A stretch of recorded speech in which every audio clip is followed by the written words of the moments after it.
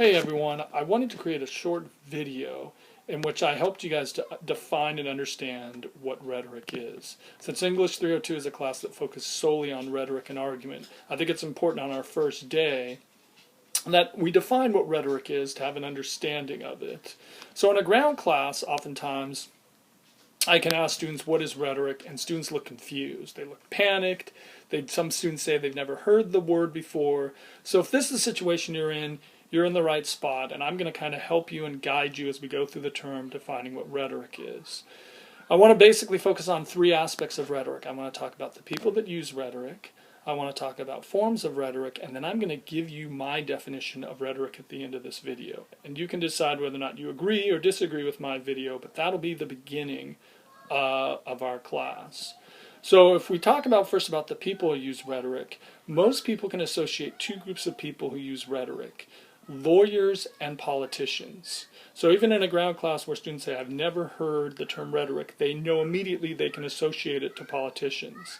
And if you think about it, that makes sense. We're going into an election year. Somewhere along the lines you might have heard the term that says Donald Trump has used rhetoric. You don't know what that means.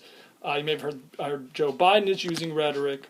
So politicians are the group that's most associated with rhetoric. Oftentimes lawyers are associated with rhetoric. Teachers are associated with rhetoric. Politicians are often associated with rhetoric. If we think about it, Aristotle and Socrates are often, names that are famous for rhetoric. And oftentimes writers often use rhetoric, sometimes journalists. So once we know that there are people who use rhetoric, we can talk about forms of rhetoric. So most politicians, their form of rhetoric that they use is a speech. Speech is a common form of rhetoric. But most of us maybe have never seen a politician speak before, but we have seen them in live, but we've seen them on TV. So TV and movies can be a form of rhetoric as well. And then if we think about writers using rhetoric, well, that means that a newspaper, a book, a magazine could be a form of rhetoric as well. So now I'm going to give you my definition of rhetoric. And my definition of rhetoric is words that are used to manipulate, to deceive, and to con people. And I'm going to keep that definition for the next couple of weeks. So my definition of rhetoric is words that are used to manipulate, to deceive, and to con people. And what I want you to do is, after watching this video, I want you to watch the two other videos.